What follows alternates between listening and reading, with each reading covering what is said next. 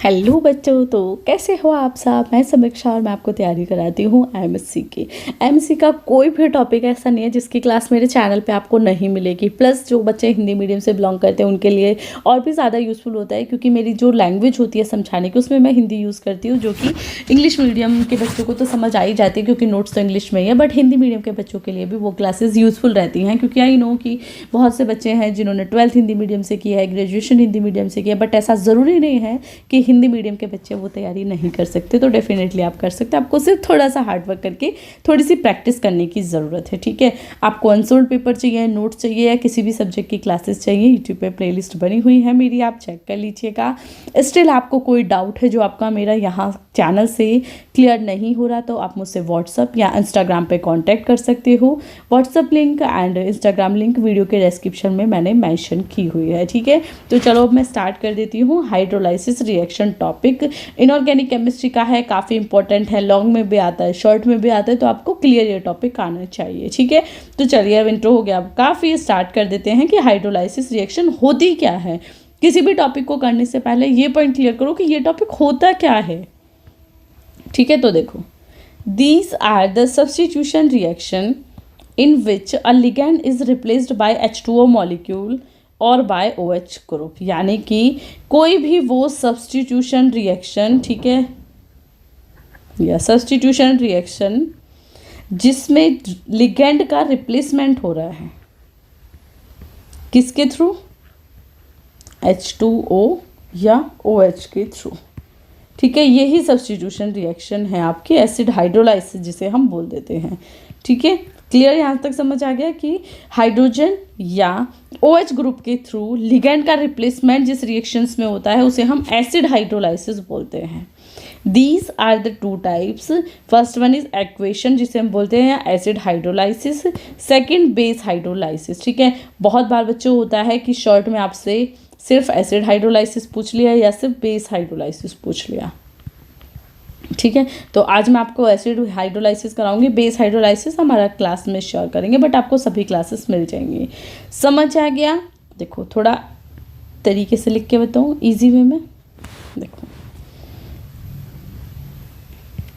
Pen छोटा करते हैं हम अपना।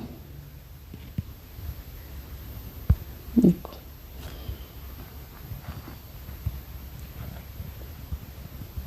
लिगेंड का रिप्लेसमेंट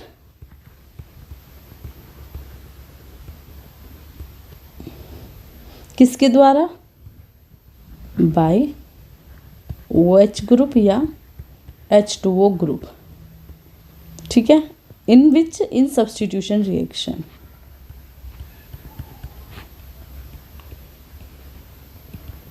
क्या होती है हाइड्रोलाइसिस रिएक्शन। आप बताओ, इतनी इंग्लिश की लाइन को मैंने आपको हिंदी में बता दिया कि ये इस टाइप से आपकी होगी, ठीक है। लिगेंड का रिप्लेसमेंट बाय OH ग्रुप या H2O group in substitution reaction क्या होती है, हाइड्रोलाइसिस रिएक्शन होती है, ठीक है।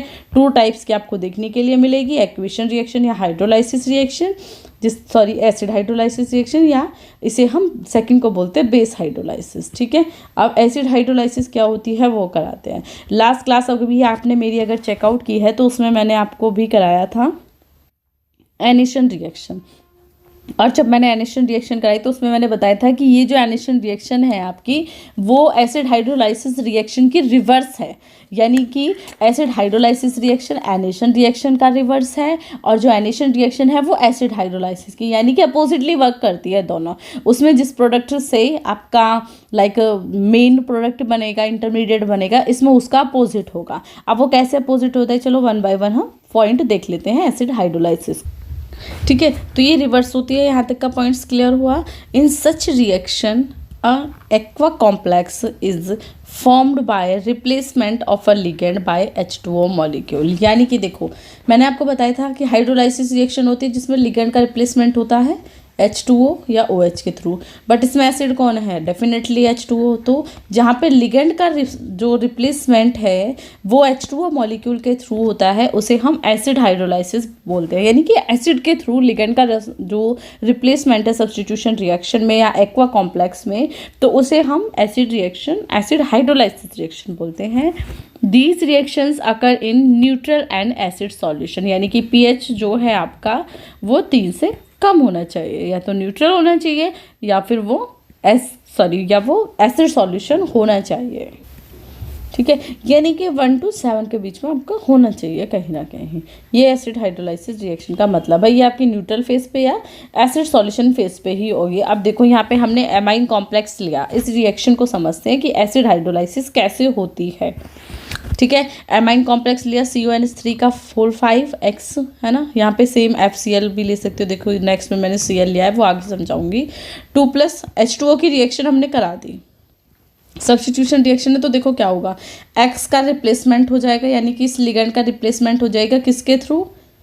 आपका एसिड ग्रुप के थ्रू, यानी कि H2O ग्रुप के थ्रू। ठीक है, तो आपको जो लिगेंड का रिप्लेसमेंट सब्स्टिट्यूशन रिएक्शन में देखने के लिए मिला है by H2O, so this is acid hydrolysis. इसके लिए सेकंड में आपको और एग्जांपल दे देती हूँ। यहाँ पे आप जो मैंने यहाँ ये X लिया है, इसकी जगह अगेन FCl Br कुछ भी ले सकते थे। ठीक है, अब यहाँ पे हमने Cl ले लिया, तो सेम H2O, Cl नेगेटिव आपका बाहर हो जाएगा एंड H2O यहाँ पे आपका ऐड हो जाएगा। क्लियर? यहाँ पे भी हम जो ये H2O लेंगे वो इन एक्सेस लेंगे, यानी कि इसकी मात्रा हमें थोड़ी ज़्यादा लेनी पड़ेगी, तभी ये रिएक्शन आपको देखने के लिए मिलेगी।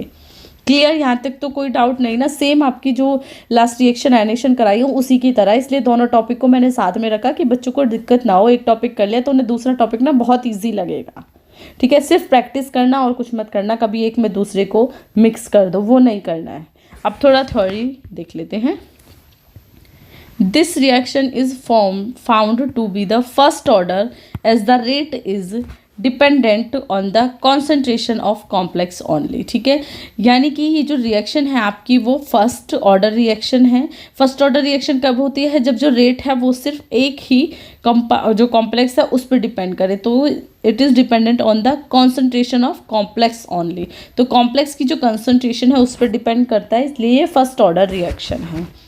Since in aqueous solution the concentration of water is always constant। ठीक है, अब अगर हम aqueous solution की बात करेंगे, देखो aqueous solution हमेशा वाटर का बताया था ना मैंने aqueous solution, तो वो उसमें जो वाटर है वो हमेशा क्या होता है? कांस्टेंट होता है, इसलिए उसकी जो कॉन्सेंट्रेशन है it will be same constant. अब रेट लो, देखो rate K is equal to हमने जो मेन प्रोडक्ट लिए थे दोनों वो।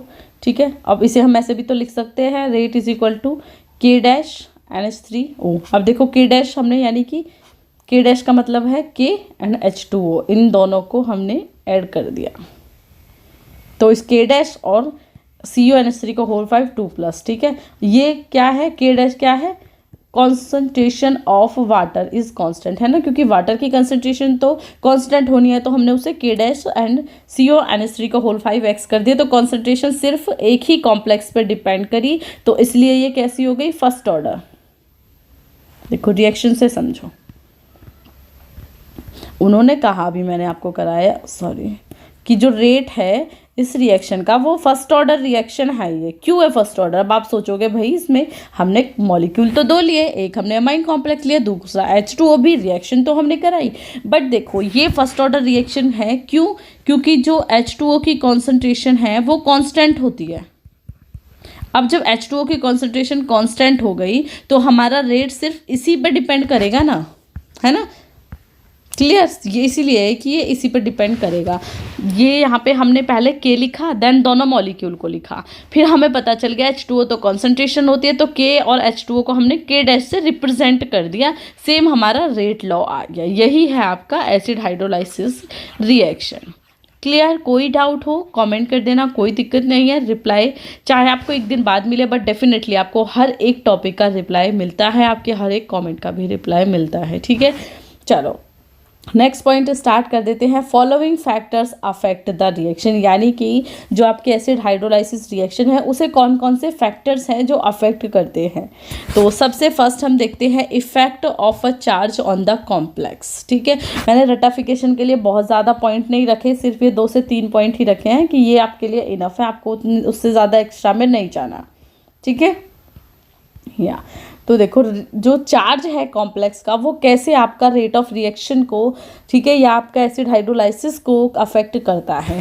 देखो, it has been observe that an increase in a positive charge on a complex decrease its rate of aquation. ठीक है, यानी कि जितना आपके कॉम्प्लेक्स पे पॉजिटिव चार्ज होगा जो रेट है वो ऑटोमेटिकली उतना कम हो जाएगा। रेट यानी कि देखो पॉजिटिव चार्ज इंक्रीज, शॉर्ट में लिख देती हूँ, ठीक है, rate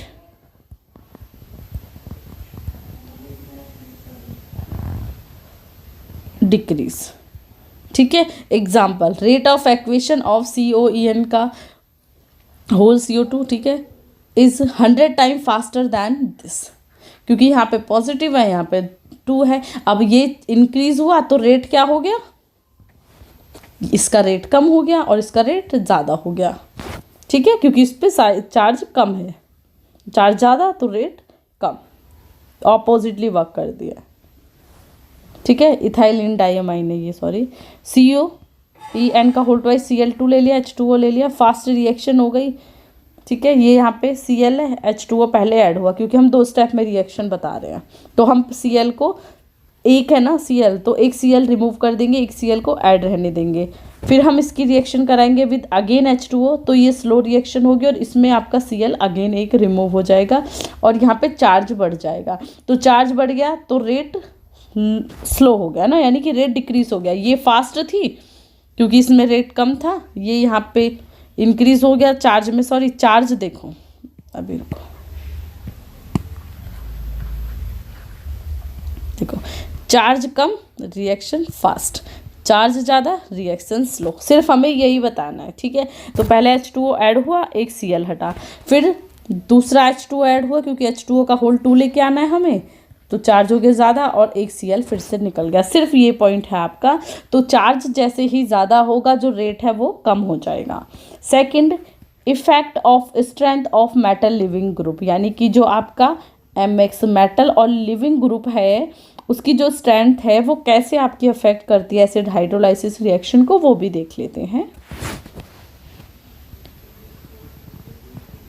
it has been observe that rate of acquisition decrease with the increasing in the basicity of living group, यानी कि ये देखा गया है एक्वेशन रिएक्शन का रेट कम हो जाता है अगर लिविंग ग्रुप की बेसिसिटी ज़्यादा है, यानी कि वो ज़्यादा बेसिक है,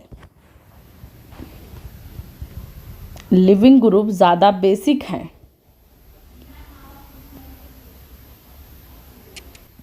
यस, तो यहाँ पे जब भी हम देखेंगे कि अगर लिविंग ग्रुप ज़्यादा ठीक है, तो जो उसका एक्वेशन रेट है वो ऑटोमेटिकली कम हो जाएगा। बेसिक ज़्यादा तो रेट कम हो जाएगा, बेसिक ज़्यादा है कोई भी लिगेंड तो उसकी जो एक्वेशन का रेट है रिएक्शन का वो कम हो जाएगा, यानी कि ये भी अपोजिटली वर्क करेंगी। ठीक है, तो ये दोनों आपकी अपोजिटली वर्क करती है। अब यहाँ पे अगर मैं देखूँगी कि इफ़ेक्ट ऑफ चीलेशन, यानी कि जो चीलेट आपके एटम्स होते हैं वो आपका कैसे अफेक्ट करते हैं किसी भी एसिड हाइड्रोलाइसिस के लिए, तो उसमें हमें कुछ पॉइंट्स को फोकस करना है। चीलेशन जो आपका टॉपिक है वो आपका ऑर्गेनिक केमिस्ट्री में भी है, वहाँ पर आपने क्लियर नहीं किया है, तो यहाँ पर आप देखिए कि चीलेशन कैसे आपका एसिड हाइड्रोलाइसिस को अफेक्ट करता है। So it is observed that when NH3 molecule in CONH3 का whole Cl3 plus complexes ion are replaced by ethylene diamine या diethylene triamine या triethylene tetraamine, the rate of equation of complexes is decreased। जैसे जैसे जो आपका NH3 molecule का complex है वो EN यानी कि इथाइलिन डाइअमाइन के थ्रू ज़्यादा होता जाएगा तो जो रेट है वो ऑटोमेटिकली डिक्रीज़ होता चला जाएगा। तो ये थोड़ा थ्योरेटिकल पोर्शन है, ये आपको एज इट इज़ ही करना है। तो आई होप आपका ये टॉपिक क्लियर हुआ है। नेक्स्ट क्लास के लिए फिर मिलते रहेंगे। कोई भी प्रॉब्लम है तो आपको कोई भी डाउट है तो आप कमेंट कर दीजिएगा। Then you can contact me on Instagram and WhatsApp. Link सभी वीडियो के डिस्क्रिप्शन में आपको मिल जाएंगे। सो कल मिलते हैं एक नई क्लास के साथ। सो बाय बाय।